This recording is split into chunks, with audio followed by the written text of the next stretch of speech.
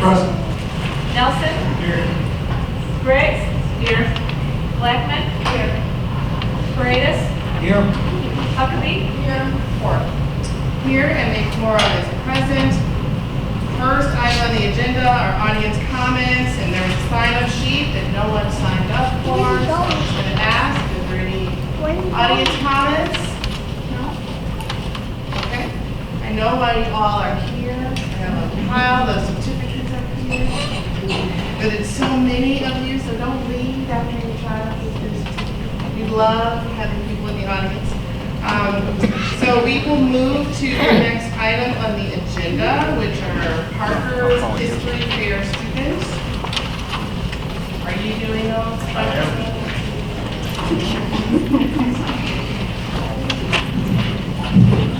Very excited to welcome all of you here tonight. Thank you so much for coming out. We love recognizing our students. But the Chicago History Fair teachers are very proud to announce that the following students are advancing to the state fair on May 3rd. That's what when I call your name, please come up. So with CPS versus Chicago, we have Reagan Gibson.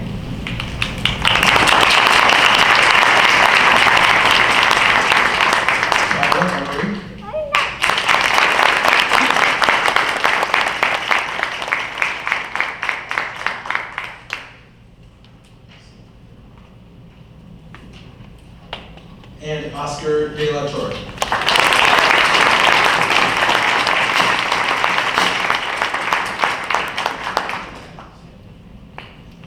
And for Leopold and Loeb, we have Haley Walker.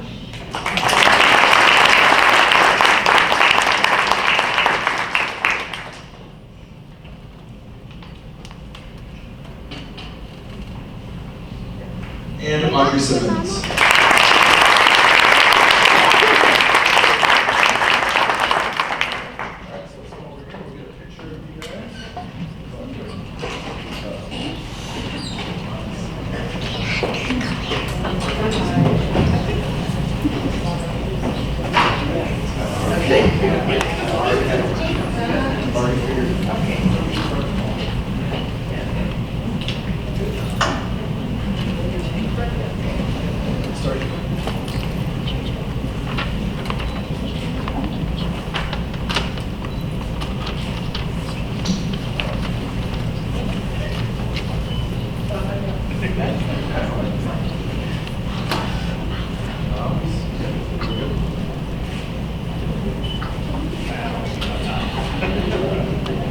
Great job, guys. Oh, wait.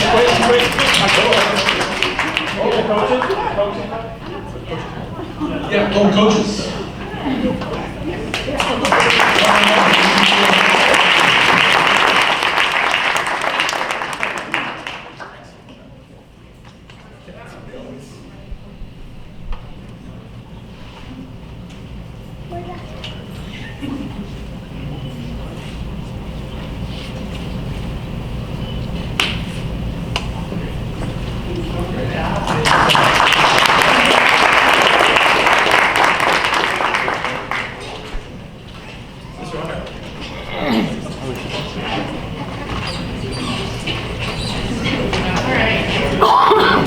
Next item on the agenda, Parker's 8th grade girls volleyball team.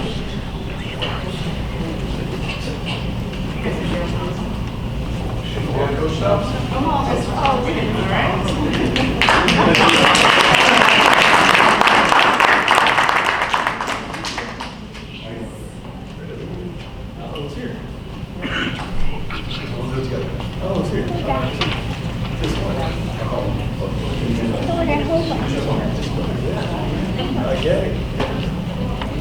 So what did the team do? What did the team do? Tell us about what. Tell us about what the team did this year, Coach. Oh, thanks. How you doing? They did a great job this year. Last year they went, I think they lost like 7 games last year. This year they lost 1. They were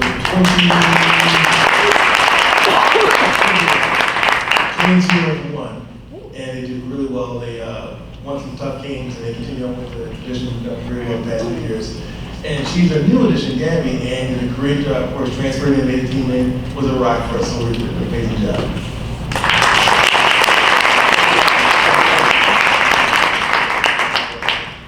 So let's take a picture.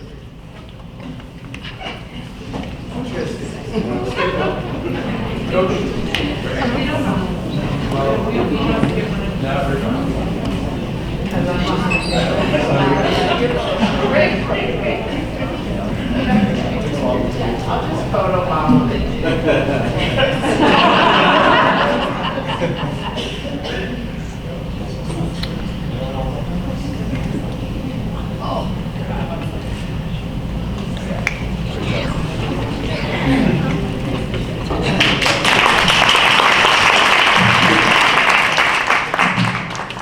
Okay, next, we have students who showcased art at the South Suburban Junior High School Art Association Fine Arts Festival.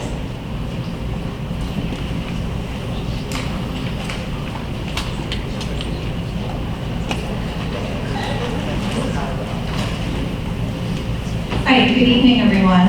Those students who have their artwork, if you could maybe stand up so that the audience can see your art, if you brought your art with you. All right, so we have quite a few students to congratulate who showcased their artwork at the South Suburban Junior High School Art Association Fine Arts Festival, including several who placed. So I'm going to read all of the names, even of the students who are not here, and then we'll make a special announcement for those who actually won prizes.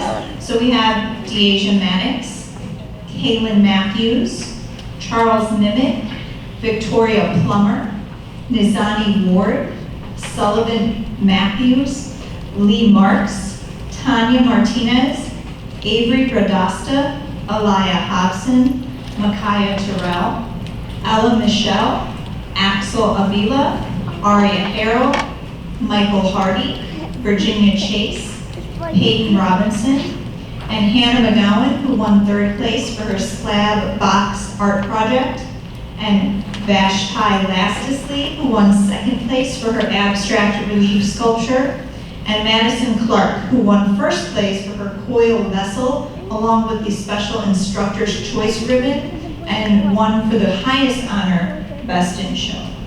Yeah.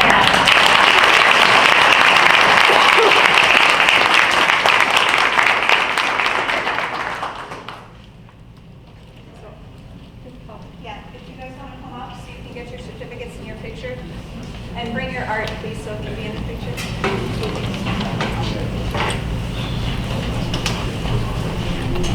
Come on up, guys. She's mad. I want that.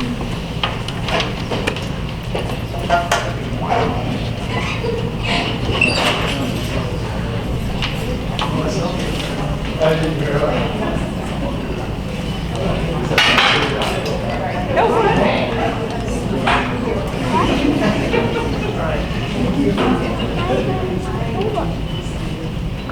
Why is he forward?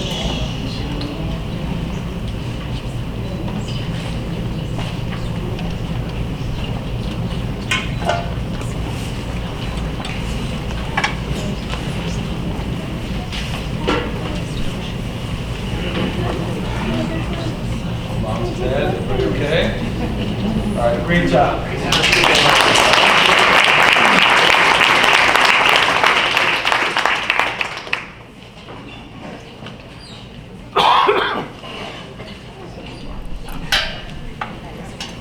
Okay, our next set of certificates will go to those students who participated in the Scholastic Bowl.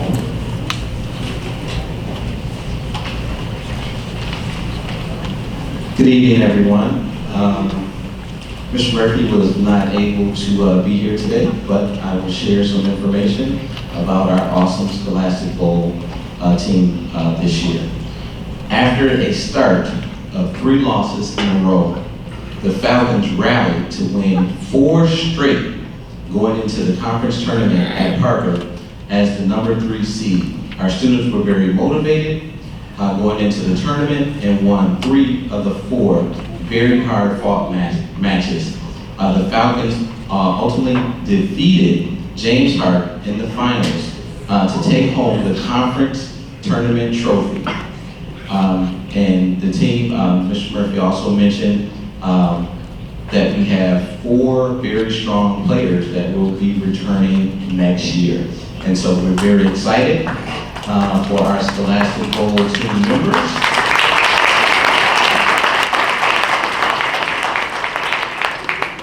And so we're going to call up those that are here. Dean Burrows. Jack Piros. Lynn Nelson. Awesome. Isabel Biankovich. Isabel. All right. Elena Leiden. Jade Washington. Ashton Clell Brown.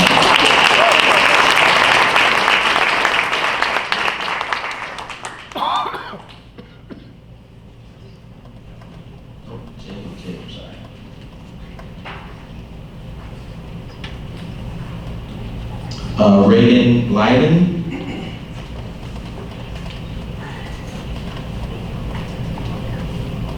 Alan Coley.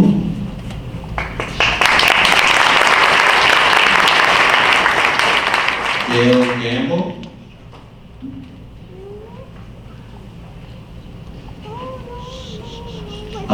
Ava Zinder. All right.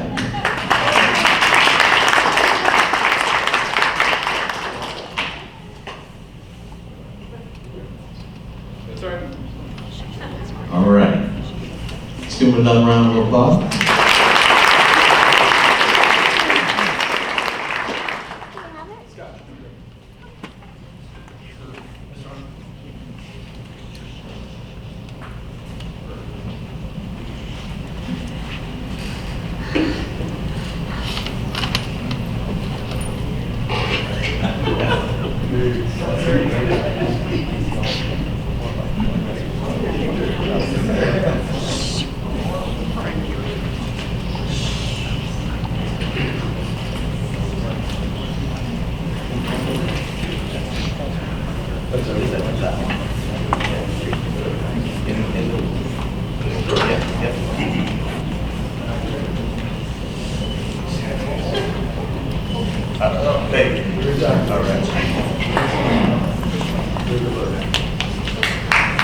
Thank you so much for all our students. Congratulations and achievements.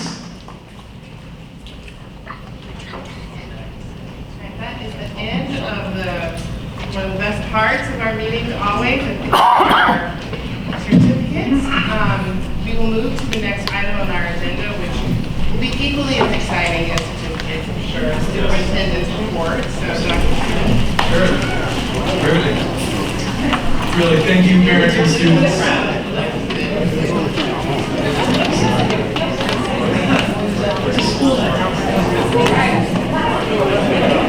Thank you for coming, everybody. Last Monday morning was our final reserve with District 161. We did have a few parents join us for the event. We were primarily focused on summer learning and preventing the summer slide from occurring. We're already in the process of planning the parent engagement activities for next year. We do have one more community engagement committee meeting on Wednesday, June 6th. That's at 6:30 p.m. and that will be here at Normandy Villa. We will talk about the beginning of the school year activities, including meet and greet, chocolate. We'll talk about a survey that we want to do to gather information from parents about the different topics for the activities. We already have the tentative dates set up for the year, so we'll be able to share those as well. Last week, we also celebrated all of our District 161 teachers during Teacher Appreciation Week. Our teachers are dedicated, hardworking people who put forth an amazing effort.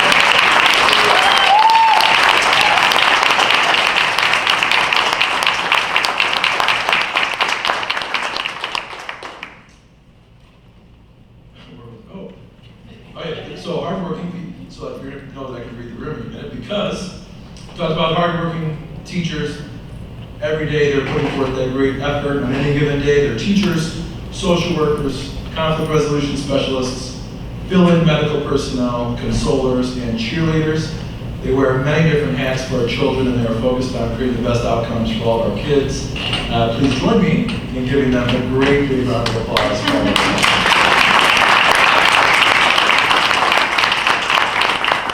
That's the end of our report. Is there any questions or comments regarding the report? We move to the next item on the agenda, which is the Community Engagement Committee report. Who's presenting? Okay, so as I mentioned, we have our most recent dessert with District 161. We talked about summer work, summer reading lists, kinder prep, registration. Robin Latin and Ann Brokoff did a great job providing that information to our families.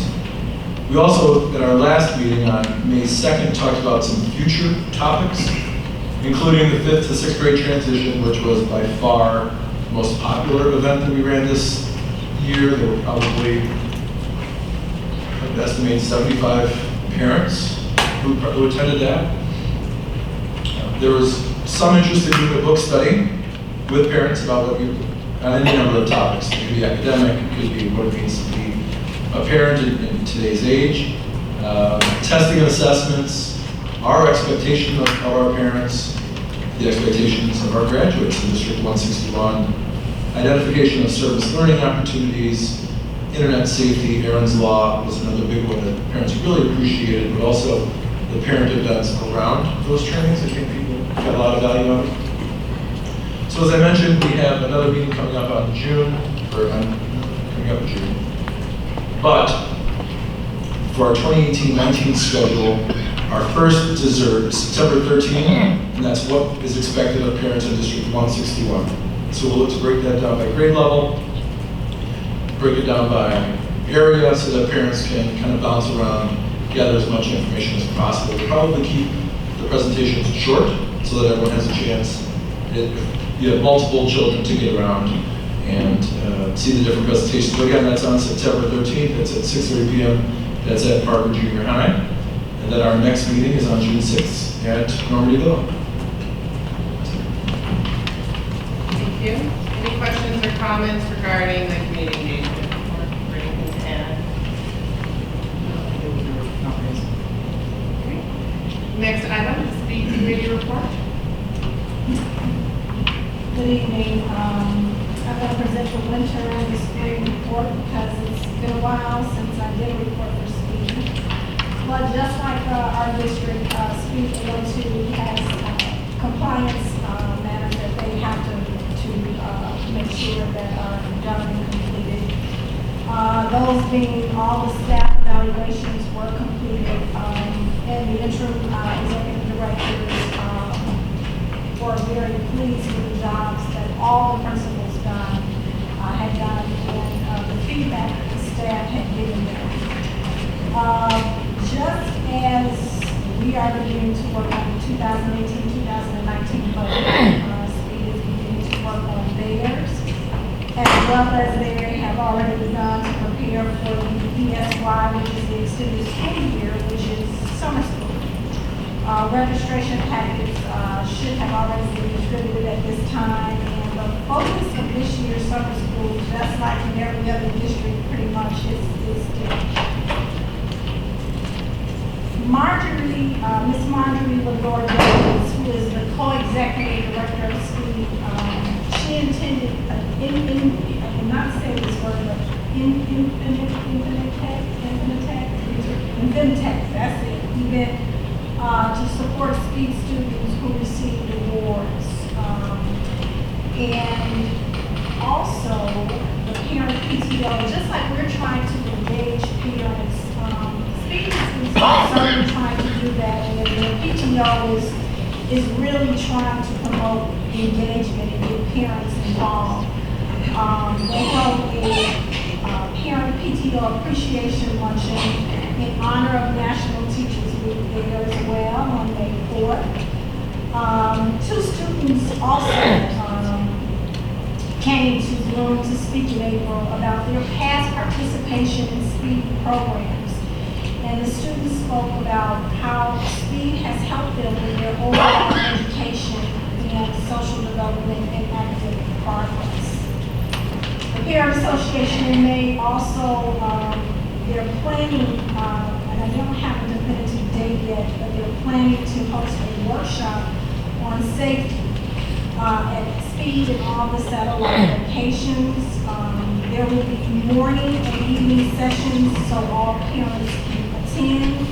And just like parent engagement and trying to bring more awareness with parent workshops, this is a follow-up to a parent workshop that was hosted on March 29th. And if you're interested, you certainly can look on SPEED's website. They should have that link here by now. Contact them for more information.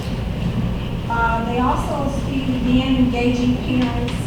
They had a wellness fair for parents on April 18th. Mrs. Curry, one of the principals, was the host. And the event was well attended and well received. This summer, SPEED will be updating during the time that the kids are out of school.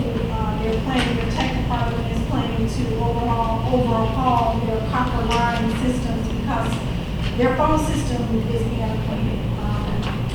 They have a new system that is going to be going in that's going to be compatible with all the phones, and it's a much needed update because there have been a few outages, but they want to prevent that from future failures from doing so. Just as in this district, we heard that medical insurance rates will be increasing. That is going to be for some SPEED employees as well. And they basically want to congratulate not just this district, but all the districts because the February payments were all sent to all the districts for Medicaid reimbursements. As well as they wanted to thank the districts for completing compliance forms. As a result, none of SPEED's employees were closed. ISBE has asked each district to pass individual resolutions to continue using vendors who provide discounted services for SPEED as HRS and Board of Services, which are vendors for SPEED. I think we talked about this coming up or it's going to come up, as well as for our district. We have different vendors, of course. SPEED is working on a handbook for business procedures. This is pretty interesting. They thought this was a good backup in case no one from the prior administration was present or wasn't around for whatever the reason. But every business procedure will be covered and the continuity of business will continue without interruption. So I thought that was pretty good, and they're putting together from A to Z, so nobody is lost in the mix. SPEED District in a few days will be hosting their annual retirement and years of service celebration dinner for their colleagues and friends who are retiring. This event will take place on May 17th at the Idlewild Country Club. The cost of the dinner is $25. If you're interested, please contact Lori Kotek at SPEED. And they have a number of retirees this year and a number of people that have service awards ranging anywhere from 30 years through 20 years in terms of service. Both interim co-executive directors, Ms. Lenore Davis and Al Travellini, have done an outstanding job spearheading SPEED for the last year while the executive director search was conducted. Not once, but twice they had to do that. So we want to give kudos to Ms. Lenore Davis and Mr. Travellini on a job well done.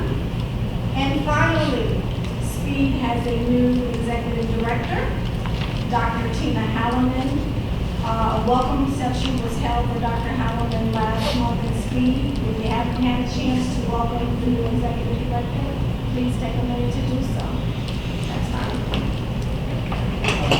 Just like we have a quick question. On the handbook you mentioned, that handbook is meant as a a way of memorializing practices and procedures so that new boards, as they come in, the speed board is never in a position where it's in a deficit of knowing what happens or how to run the board. Is that correct? This, from my understanding of the way this is going to go from the business manager, this is really on the administrative side. This is for people who are coming into the district and say, for instance, if you have a new business manager, a new, any type of new administrator, and say that a previous person was not there, they have just been said that things have been lost in the past and they want somewhat of like a digital print. So people will have a handbook to follow, not for the board so much, but more on the administration side for business practice. Sure, and that ties into something, I believe it's called generational attrition, where people turn over and the institutional knowledge is lost. Would it be possible to, for us on the board to have a copy of that just so we can see it? I will definitely ask. I'll definitely ask, because I know it's in the developmental stage, they're piecing it and putting it together, but I will certainly make a note to ask for that. Because I think that, I thought it was a great idea even for here. Well, Any district. sure, yeah, I mean, that's something that I think that it's worth looking at to see if we can find ideas. Sure, I'll make a note. Thank you. Any other questions or comments regarding the speed report? Okay, we'll move on to the next item on the agenda. There are several consent agenda items. Can I have a motion, please, to approve the consent agenda items as listed, which includes 3 items. Minutes of the regular Board of Education meeting, April 9, 2018, executive session meeting minutes, April 9th, special Board of Ed meeting, April 23rd, executive session meeting, April 23rd, special Board of Ed meeting, April 30th, executive session meeting, April 30th, personnel report, and gifts. And gifts for Heather Hills PTO, water fountain $4,000, Western Avenue PTO, 3 water bottle filling stations for $3,274.95. Can I have a motion, please, to approve these 3 consent agenda items? So moved. Any discussion? Need a roll call, please? Okay, Simmons? Yes. Briggs? Yes. Huckabee? Yes. Nelson? Yes. Blackman? Yes. Paredes? Yes. Ford? Yes, the motion has passed.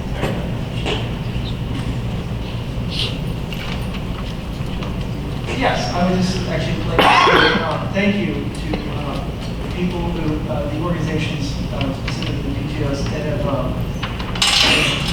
bestowed these gifts upon the particular buildings. It really does add to the value of our students' education, and these smaller foundational things really help tremendously. Thank you, as always. Next item on the agenda are discussion items. The first one is school safety staffing. Sure, so this is not for action, this is more for discussion. We talked about this at our last meeting, and I wanted to bring it back. After taking the feedback from the board, there are a number of areas to address. We just work our way through the actual report, highlight what's changed. Again, with regard to security guards, Parker is the only school in the district with security guards that are currently unarmed. And on any given day, we have at least 3, but there is a rotating schedule. The initial recommendation will be to reduce all of those current security guards, replace them with full-time school support aides who would be focused on hallway management, making sure that when children are making their way from class to class, if kids need support, if there's an issue, they will be there to provide that. Simple intervention, say we provide training to those adults on capturing kids' hearts with the rest of the Parker staff members, but also verbal de-escalation strategies.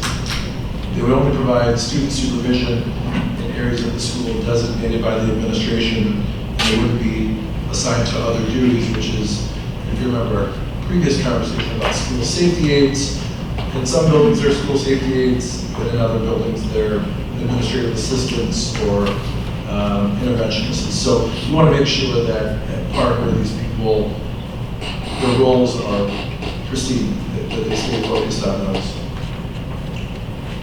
With regard to the safety aides, again, I would begin by just renaming all of them to school support aides. The term safety aid it's a false sense of comfort.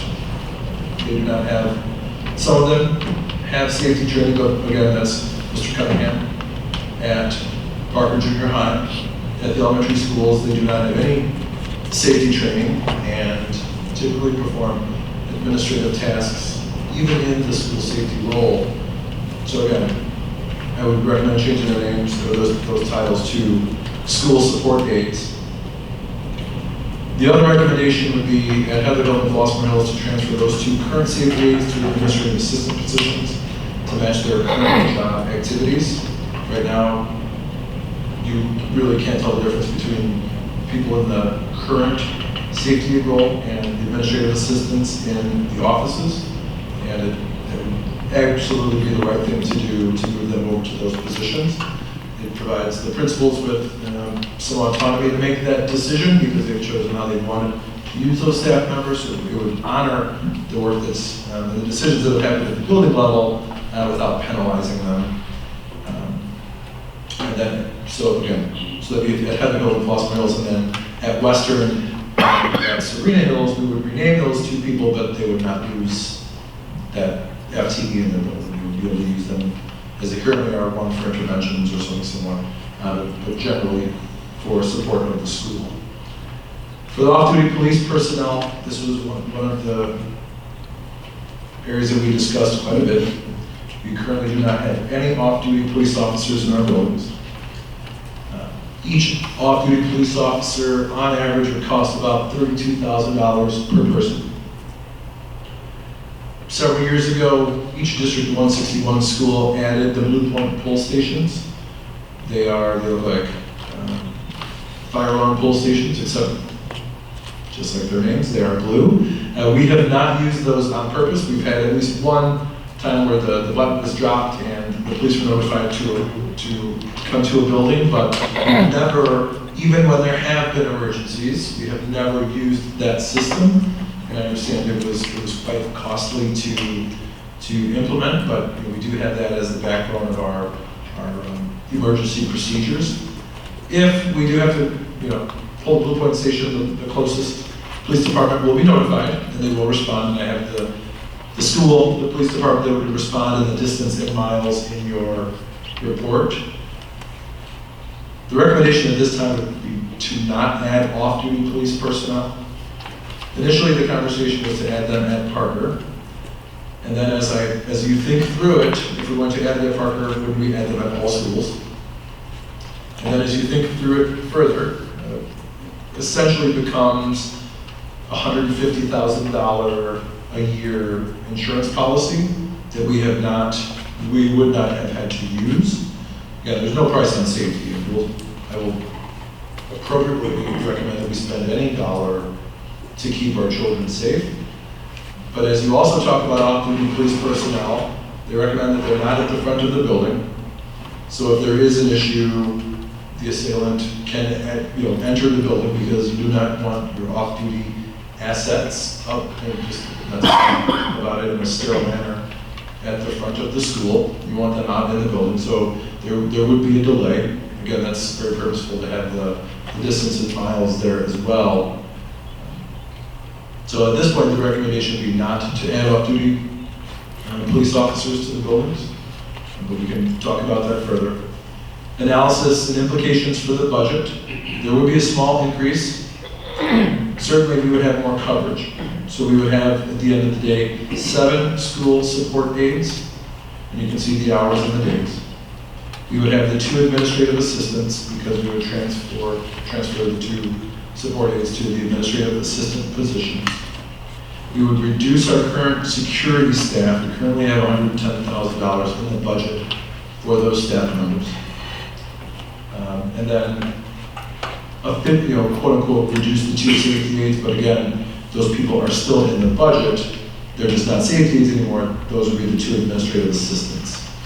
So overall, we would have more consistent coverage at Parker. We would have a clear plan for what's happening with our school support aides. And we would be in a better position overall. The specific changes that we would make, again, reducing all of our security guards, reassigning the 2 safety aides, renaming the 3 safety aides at the elementary buildings to school support aides, and then hire 4 additional school support aides for Parker Junior High School. Questions or comments? Just in terms of, just to clarify, in terms of reducing the current security staff, and with some of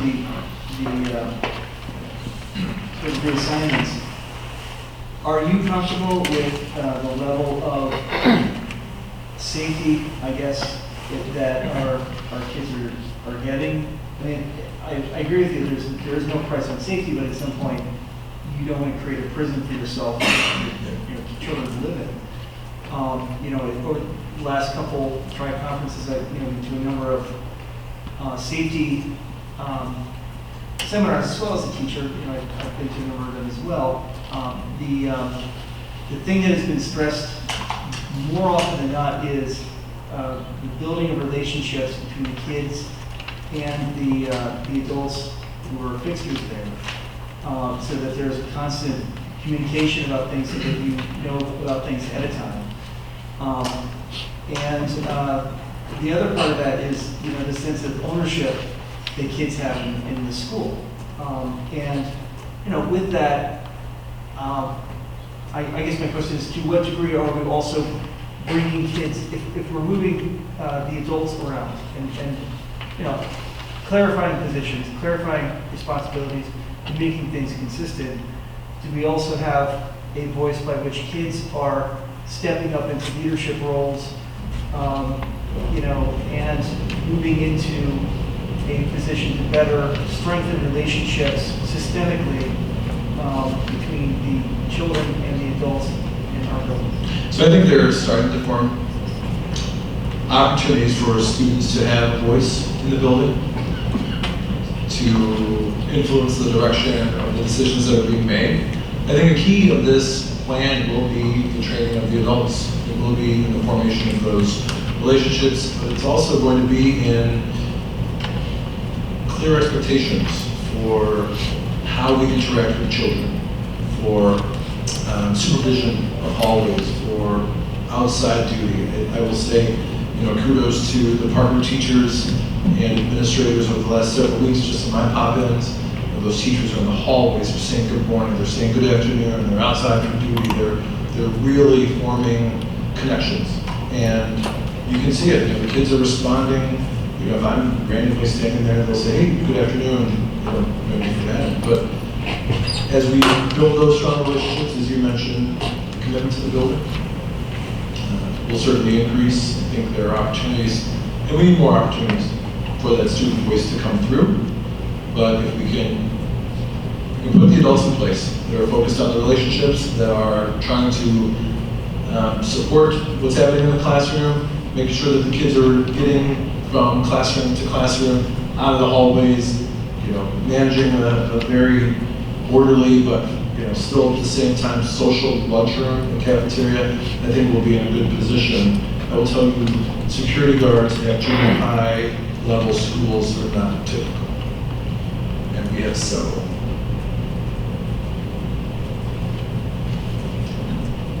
Any other questions? Yes. Remind me, I think when we spoke about this in the last meeting, the job description piece, that's going to be worked on for each Yes. and every one of them.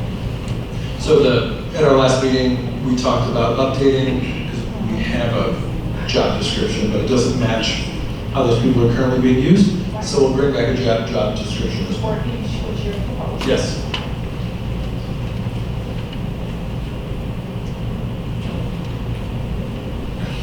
Currently, we have safety aid at Heather and Flossmoor Hills? Correct. But they're primarily doing administrative So assistance. you're gonna move those to administrative assistants? Yes, Same people? same people. Are you gonna hire school support aides? I would not recommend it. So there's not gonna be a school support aide in every building? Correct. Well, just to Heather and Foster Mills. Because those buildings have chosen to use their personnel differently. So, Are you okay in that inconsistency across the district? I become okay with it.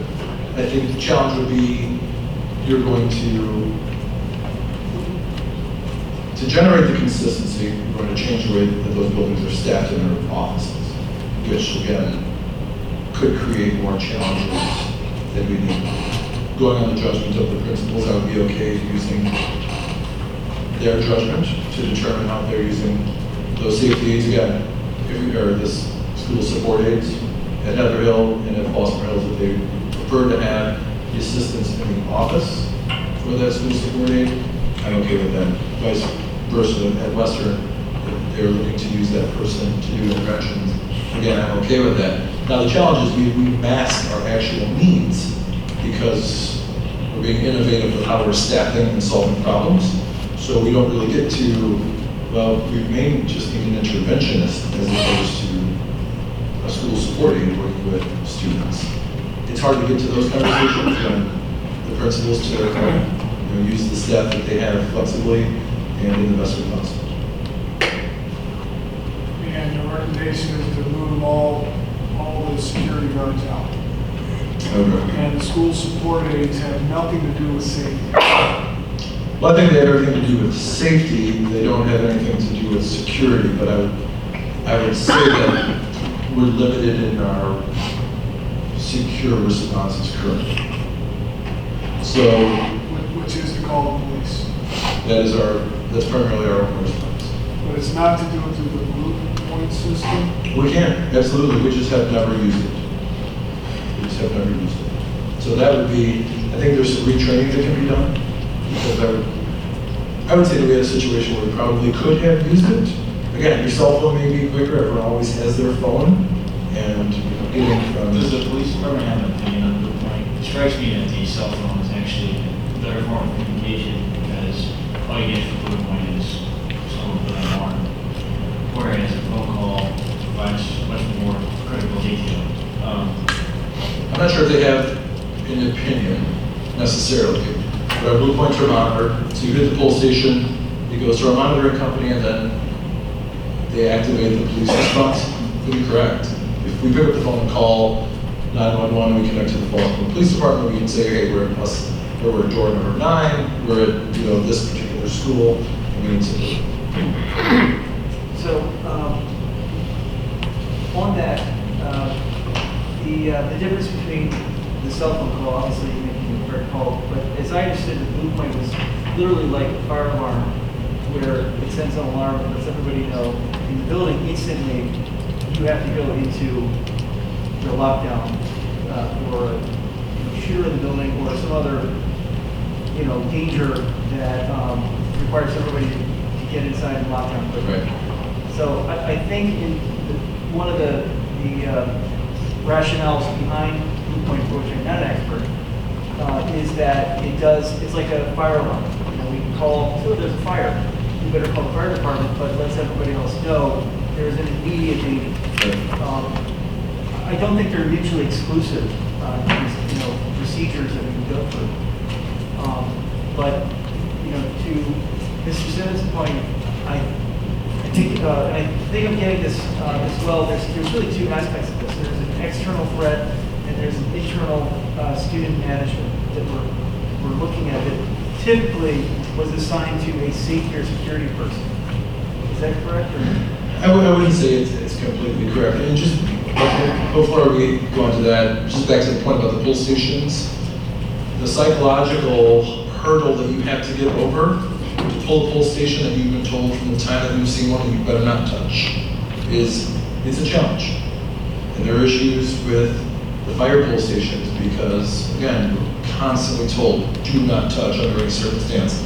that when there is an emergency, people are likely not to pull them. So we have them, and they're good to use, but there could be some concerns about whether or not people are going to run over and pull it, or just grab their phone and call. But to your point about the current personnel, I would say working in the lunchrooms, doing lunch duty, that's where, checking parents who come in, I think you'll notice that if you go to Serene Hills, the person is greeting you at the front door, scanning licenses, and then getting people in, and then helping out again at lunchtime and before and after school. So the people are used in so many different ways. I think we can tighten up how those people are used, but regardless, even if we move two of them to administrative assistant positions, they will still be very similar in what they're doing. Our challenge now is that they're really doing administrative assistant work. They're just not being recognized as such, and this would be the right move for them. Also, I just want to put this out there, and I don't know if anybody's ever made an emergency call from your cell phone. I have unfortunately had to make 2, maybe 3. And whenever you are doing a 911 call from your cell phone, you are asked about the location, and then sometimes being transferred over to whatever township that you need, because they only can pick up so much. And if you don't have a lot of time, and you're presented in a situation where you just don't have a lot of time to talk, or you may be losing some time. But I mean, that's just something to kind of put out there. And I've had to make a actual emergency call to get an ambulance, and I've had to make an actual emergency call to get a policeman. And they say, "What town are you in?" I'm sitting right out here in the suburbs, and I said, "Well, let's say Hayes request, I'm going to transfer you over." So it's just something to kind of think about, and just to kind of put out there. It would be nice, and hopefully we'll never ever have to come into a situation where I know when you call from your home phone, they can pick that location up and just call it from a phone where they can identify the location quicker, rather than you having to speak with that, or maybe not having a chance to speak with it. So can we, I'm sorry. I'm trying to remember.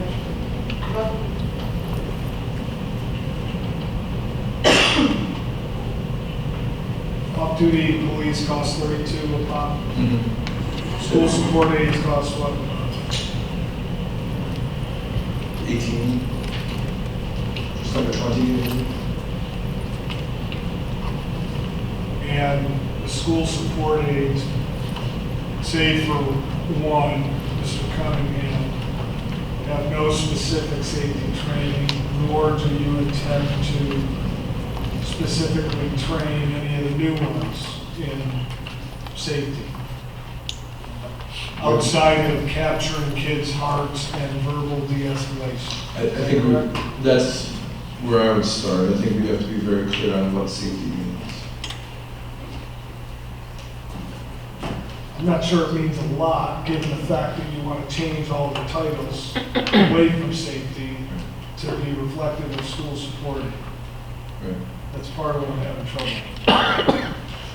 Which part?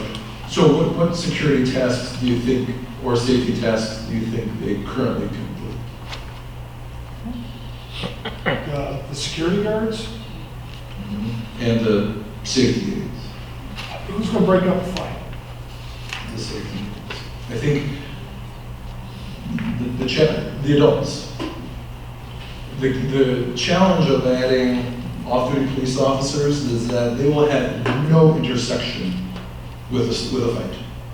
They would have no intersection with a student who's being disrespectful. They would have no connection to student discipline at all. I think that's a path that I'm not prepared to walk down. The introduction of police consequences for school behaviors. If there's a fight now, I would tell you that a teacher, in most cases, gets to the altercation before a security guard. And our teachers and other adults in the building stick their noses in and break those kids up. So I would not expect an additional, I would not expect a decrease in our ability to respond to this situation. Just, I want to make sure I heard you right. There are 3 security guards currently at Parker. Right. They do not have any role in breaking up physical confrontations. No, they would. They do. Yes, if Both inside and outside the building on school property. but no more than any adult that we would expect to stop 2 kids from fighting. And the school support aid build-out that you're proposing would also have just as much impact on breaking up a physical confrontation as any teacher or administrator, whoever's closest is going to get in there and separate them. That's the expectation. Defending That's the expectation. But they'll have no special training to do that. No. Okay, to build on that, and I don't know if we're prepared to talk about it tonight, I think that is a worthy discussion for the future about what would that look like? Because, I myself in my career have been that person I've broken up a number of fights. And actually, one of my previous jobs, I had very specific training that lasted 3 weeks for exactly what to do and what not to do, and, under what circumstances, most of which is de-escalating kids and recognizing that things are brewing so that these things don't even happen in person. I think that will be probably a key discussion piece in terms of class management and kids when they have both over, and I think we see a reduction in the last year, which I think is great.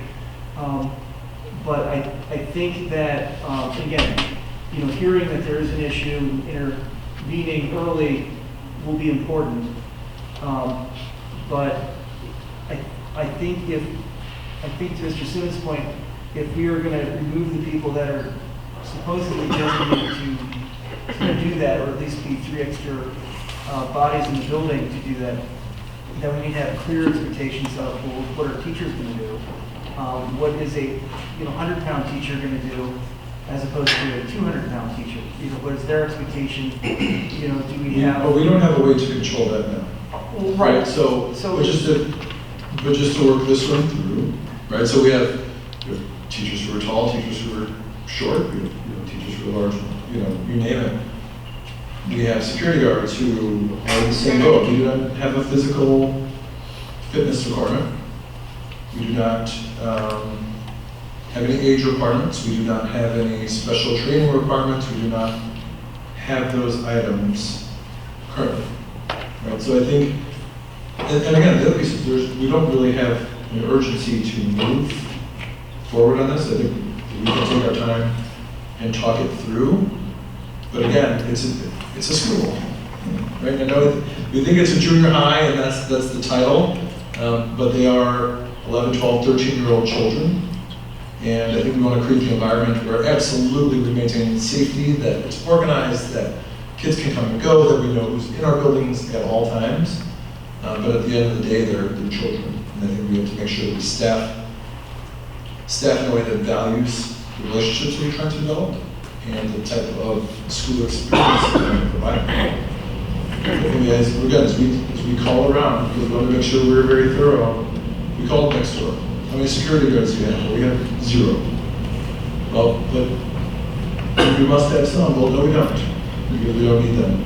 We do have some after school coverage. If we have games, if we have those sorts of things, and there might not always be administrators there, then we outsource for that.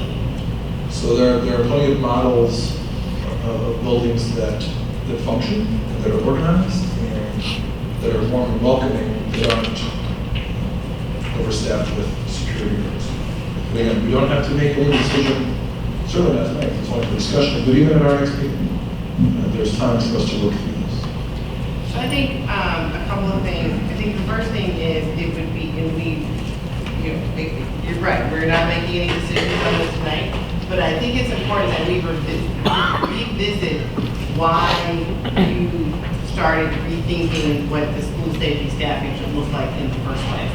So I want to make sure that we go back to that reason and that your proposal addresses sufficiently addresses the reason why you started down this path in the first place.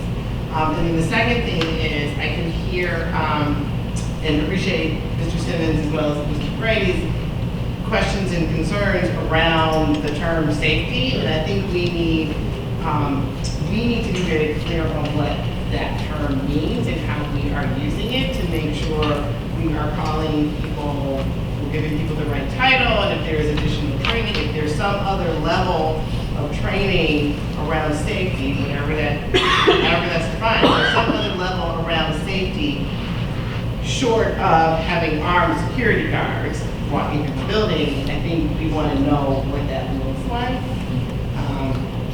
And so maybe that, I think this more discussion, or, we have to approve something, but I think the issue of, how we are defining safety and what level of safety we feel like is necessary, I think is worthy of a discussion, but also when we have this discussion again, remind us why you started to take a look at this. And if I could add to that, the piece that is making me wonder more specifically what the school support aim will do is this sentence here that says they will only provide student supervision in school areas designated by the administration. So then that suggests to me that this person will be kind of focused on a specific area, which I'm grateful. That means that if I would break out a specific area, then the teacher teacher doesn't have to jump in. I would love for it not to have to be the teacher teacher if this person is there. But then it does say to me that I would like that to understand what it means. Sure. Why are the only person with the speed? No, I actually gave it to you before the. You did do that. I'm trying to sit as still as possible.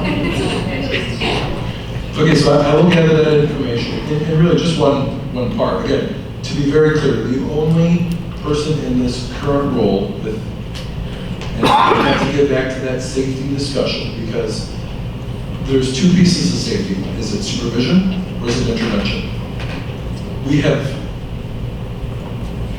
very few resources in our district that would fit the intervention side of safety. Right? So we would have to, and I would say that would include our security guards. So as we move one way or another, we will have to make some choices about how we're staffing and who we're staffing. And the intervention side, I would say the farthest end of the spectrum would be, duty police officer. Right? And then the farthest on the other side of the spectrum, with supervision on the other side, would be the school support aides. So the question is, where do we land in the middle, and what that means for the current staff members, but also the expectations for the future. So we'll bring this back. Can we just probably bring it back in a sense for, frequency of incidents that actually require adult intervention that the teacher or adult intervening will not comfortable. I'm really impressed it's not like this was the other problem. There's a big difference between, 6th grade kids, like my kids' size, 8th grade kids, your size. And I'll tell you, they work hard. I mean, our security guards are on the building. They're on the move. They're talking with kids and doing those sorts of things. That could be a resource we could deploy differently. But I'll bring back the number of instances being adult intervention. If there are other pieces of data that would help, let me know. Okay. Next discussion item, summer custodial technology help. This is just an information only, essentially. Yeah, and we do this every year. We have to do all the collection of devices and swiping and cleaning, and then of course our summer cleaning staff, we always use additional assistance during the summer to help clean the buildings, especially this year with construction as we have going on, we're going to need additional hands on deck. The budget is exactly the same as it was for last year, and we actually didn't even expend the entire budget last year. We came in well underneath it, and that's our intent. We have last year we had several kids who came back to us for year after year. This year, we don't have any returning, especially on the technology side, so we're going to have that starting salary again as well. Any questions, comments? Okay, we're going to move through the next several items at the speed of your choice. It's a very good way to put that. The first item, approval of bills. The bills are submitted for approval by the Board of Ed each month. Dr. Griggs was asked to review the bills for the month of May and had the opportunity to review them prior to the meeting. May I have a motion to approve the bills in the amount of $1,302,136.40 for the month of May as presented? Second. Any discussion? Roll call, please. Let's say that again. So we had, Dr. Briggs made the motion, we have Libby, second. Merle and me, Steve. Okay, Simmons? Yes. Nelson? Yes. Briggs? Yes. Blackman? Yes. Paredes? Yes. Huckabee? Yes. Ford? Yes, and the motion is passed.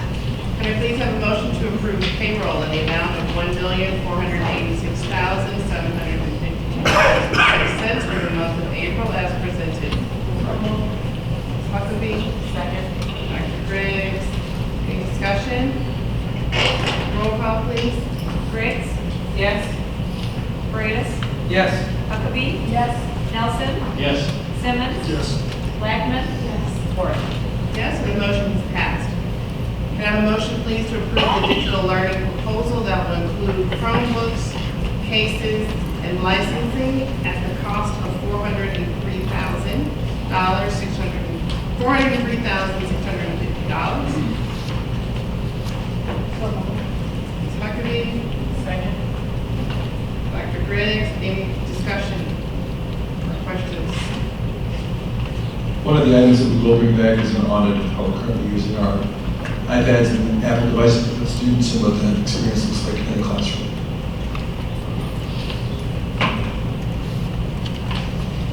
Roll call, please. Okay, Paredes? Yes. Nelson? No. Briggs? Yes. Blackman? Yes. Simmons? Yep. Huckabee? Yes. Ford? Yes, and the motion is passed. Can I have a motion to adopt the English Language Arts Curriculum proposal for the 2018-2019 school year as presented at a cost of $531,298.24. So moved. Raise, Huckabee, any discussion? Questions? Roll call, please. Okay, Nelson? Yes. Blackman? Yes. Huckabee? Yes. Simmons? Yes. Briggs? Yes. Paredes? Yes. Ford? Yes, and the motion is passed. Can I please have a motion to approve the purchase of the Creative Learning Systems STEAM Lab materials at a cost of $98,833. The order will not be placed until the funds have been received by Mr. Castro. Second. Dr. Griggs. Ms. Huckabee, any discussion? Questions? Roll call, please. Okay, Blackman? Yes. Nelson? Yes. Huckabee? Yes. Paredes? Yes. Briggs? Yes. Simmons? Yes. Ford? Yes, the motion is passed. Can I have a motion, please, to adopt the FUSE Humanities and World Language Introduction courses for the 2018-2019 school year as presented. The cost of the FUSE course is approximately $20,000. Title I funds, humanities course material costs approximately $1,000. Is that right, $1,000? Need a motion, please? Huckabee, need a second? Second. Dr. Griggs, any questions or discussion? Roll call, please. Okay, Simmons? Yes. Briggs? Yes. Huckabee? Yes. Nelson? Yes. Blackman? Yes. Paredes? Yes. Ford? Yes, and the motion is passed. Can I have a motion to approve the doctoral research request from Ms. Dunwoody? Dr. Griggs, Ms. Huckabee, any questions or discussion items regarding the request? Roll call, please. Okay, Huckabee, Yes. Nelson, Yes. Simmons, Yes. Blackman, Yes.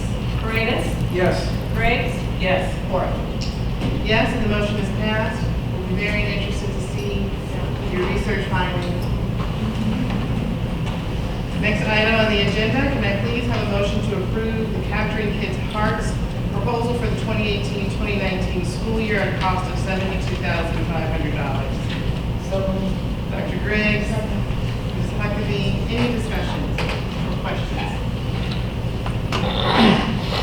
Roll call, please. okay, Briggs, Yes. Simmons, Yes.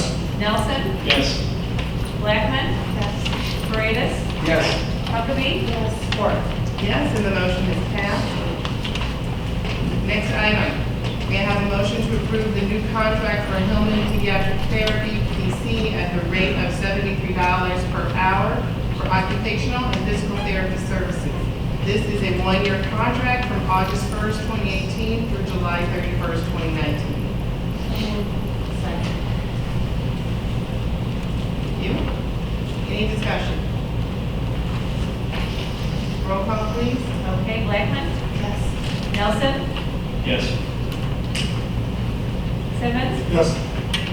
Huckabee, Yes. Paredes, Yes. Briggs, Yes. Ford. Yes, and the motion is passed. Next item.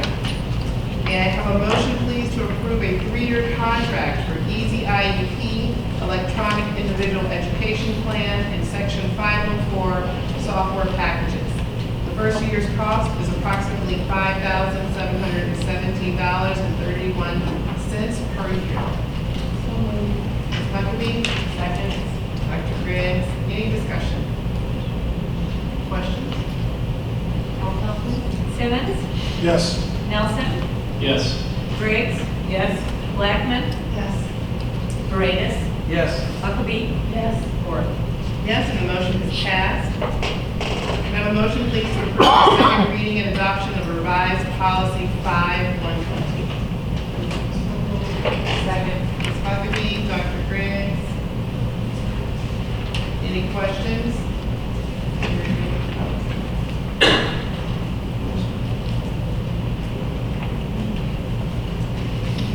We need the policy to be read. Roll call, please. Briggs, Yes. Paredes, Yes. Huckabee, Yes. Nelson, Yes. Simmons, Yes. Blackman, Ford. Yes, and the motion is passed. Final agreement alphabets. The next item is item L. Yeah, please have a motion to approve Van Gogh Photography Company for 3 years to provide student photographs, fundraising opportunities, and yearbooks for the district schools. So moved. Ms. Huckabee, second. Dr. Griggs, any discussion? Since it's a 3-year contract, if for whatever reason we're unsatisfied in our first year, and given an opportunity to sit back and just, is there an exit strategy? Yeah. Really, the contract is more of a price hold for parents. Okay. So, we don't really do business with them, really the parents are, and what we got was a 3-year price hold on the cost of the photographs. Okay. Any other questions? Have we ever had anything where there was a dispute where we had to enter into it, or a parent had called, or parents had called? Not to my knowledge. Steve? These are portraits, are they just strictly portraits? Things of that nature, or? There's other options too, like there's spray photographs that they can do, there's a bunch of options with that. I mean, it's a whole menu of things that the schools do. Well, I get my point is that, do they also do, like school events as well? And if so, if we were to, Oh, never mind. Forget it. Scott does our school events, No, he's great. we still never get to see all those pictures. Oh, they're on the website. Any other questions? Who knew that this one would draw so many questions? Roll call, please. Okay, Paredes? Yes. Nelson? Yes. Briggs? Yes. Blackman? Yes. Simmons? Yes. Huckabee? Yes. Ford? Yes, and the motion is passed. Can I please have a motion to approve a 5-year lease for 2 new 2018 Chevy Starcraft 28-passenger school buses for $15,770 per year? So moved. Second. Any questions? Okay. Roll call, please. Nelson? Yes. Blackman? Yes. Huckabee? Yes. Simmons? Yes. Briggs? Yes. Paredes? Yes. Ford? Yes, the motion is passed. Can I please have a motion to approve the engagement of Legacy Professionals LLP for the 2017-2018 annual audit at the cost of $10,950? So moved. Second. Any discussion? Roll call, please. Blackman? Yes. Nelson? Yes. Huckabee? Yes. Paredes? Yes. Briggs? Yes. Simmons? Yes. Ford? Yes, and the motion is passed. Can I please have a motion to approve the South Suburban School Purchasing Cooperative Resolution authorizing adoption of the prevailing wage? So moved. Second. Discussion or questions? Roll call, please. Simmons? No. Briggs? Yes. Huckabee? Yes. Nelson? Yes. Blackman? Yes. Paredes? Yes. Ford? Yes, and the motion is passed. Can I please have a motion to accept the low quotes from Pavement Systems, Front Table Services, and 4.0, not to exceed the amount of $43,242.26. So moved. Second. Any discussion or questions? Roll call, please. Huckabee? Yes. Nelson? Yes. Simmons? Yes. Blackman? Yes. Paredes? Yes. Briggs? Yes. Ford? Yes, and the motion is passed. Item letter Q. Can I please have a motion to appoint Ms. Lavella, designating representative, and as an alternate rep, Dr. Smith, to represent Flossmoor School District 161 on the Board of Directors of the South Suburban Benefits Cooperative for the 2018-2019 fiscal year? So moved. Second. Any questions or discussion? Roll call, please. Briggs? Yes. Simmons? Yes. Nelson? Yes. Blackman? Yes. Paredes? Yes. Huckabee? Yes. Ford? Yes, and the motion is passed. And please have a motion to approve Ashley Holland as the principal at Heather Hill School beginning July 1st, 2018. So moved. Second. Any questions or discussion? Just like to say that we had a really strong process to get to this point. We had a number of staff members, a number of administrators, parents involved. I see a bunch. David, Terrence, joins here. We had a number of parents from Heather Hill who really joined us. I mean, incredible feedback about what their children need, about what the Heather Hill community needs, the teachers sharing information to really give us insights about how they want to grow, the expectations that they have for themselves, the expectations they have for the students at Heather Hill School. As you know, we did do 2 whole processes, I should say. Coming out of the second process, round 2 involves presentations, it involves meeting with the administrators, it involves meeting with students and talking to them about what their goals are for the building. It involves simulated coaching sessions. It was important to us that we found a person with the level of knowledge that our administrative team requires, and frankly that the Heather Hill staff deserves. There are really high quality people there who care about children, who have a lot of skill. We We wanted to make sure that they had a principal that could match that. Mrs. Holland comes to us from District 161, which is Richmond School District 122, which is currently Instructional Technology Coordinator. Before that, she did gain experience serving in assistant principal roles in Evergreen Park, and she also taught in that school district for 10 years. She has a bachelor's degree from Governor State University and master's degrees from Concordia in educational technology, curriculum and instruction with a focus on English as a second language and educational administration. Any questions? Roll call, please. Blackman, Yes. Nelson, Yes. Simmons, Yes. Huckabee, Yes. Paredes, Yes. Briggs, yes, Ford. Yes, and the motion is passed. I believe Ms. Holland is in the audience. Congratulations.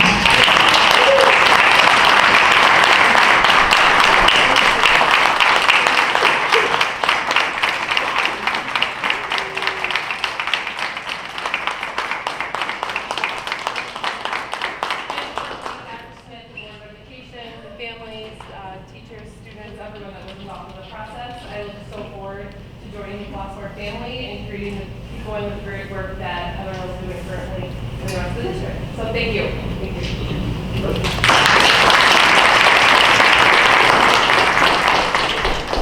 The last item on the agenda.